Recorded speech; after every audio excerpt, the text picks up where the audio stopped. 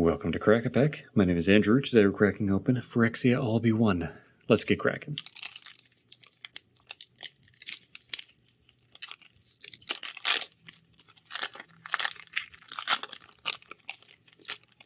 Our first card today is a Rebel token. Then we have a Plains for our land.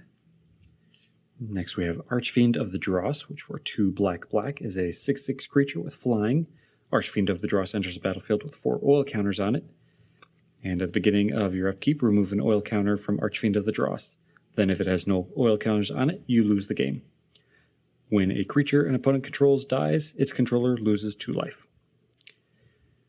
This card has been making some big waves recently with a 2-card combo where you turn an opponent's creature into a copy of this. And since it then does not get the 4 oil counters on it from when it enters the battlefield, because it already entered the battlefield and is now just becoming a copy, at their next upkeep, the second clause hits, where it sees it has no oil counters on it, so that player must then lose the game. It is a very efficient, fast combo. I think people are pulling it off on turn 3, 4 at the latest, is what I've been seeing. It is very, very hard to play around because you need to get rid of their Archfiend of the Dross before they can copy it. So you're looking at very cheap removal, bounce spells, anything to get rid of this before they can copy it, which is probably happening on their next turn after they cast this. It's an interesting card.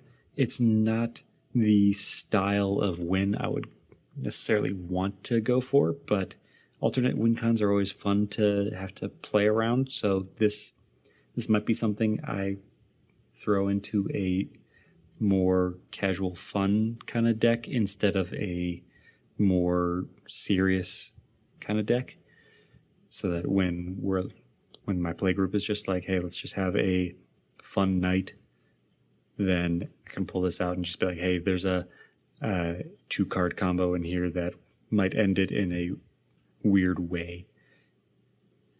At least that's how I would take this, but other people might see this as really, really competitive, really, really cruel, or a not fun way to end the game. So other people might see it like that, but to me it's just a fun, all right, I ended this really quick, let's get another game in kind of effect.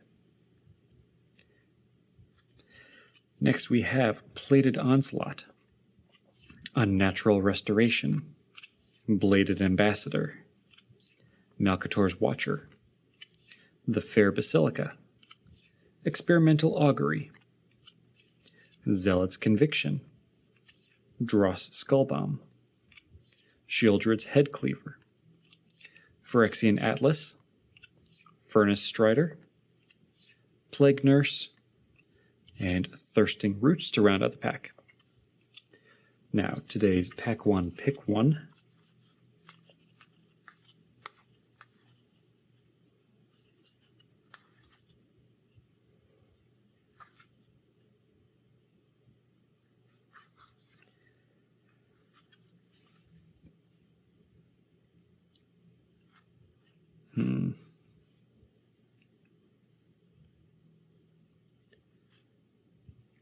So it's tempting to say Bladed Ambassador, since it is a fairly cheap creature that can get indestructible for a turn and is a decent body for the mana. It's hard to argue against Archfiend of the Dross, but the combo isn't in this set entirely. It is, in this standard rotation, but it's not in just this set. So you're not going to be finding that win con, so you're giving yourself a 4-turn timer instead with Archfiend of the Dross. So with that, I think I do give it to Bladed Ambassador for my pick 1.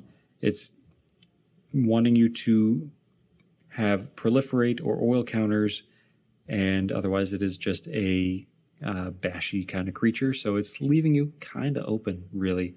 It's not saying you have to go oil counters, but it would encourage oil counters. And beyond that, yeah, it's just a cheap 3/1. It's a 1 and a white for a 3/1 that can have indestructible if you remove an oil counter from it.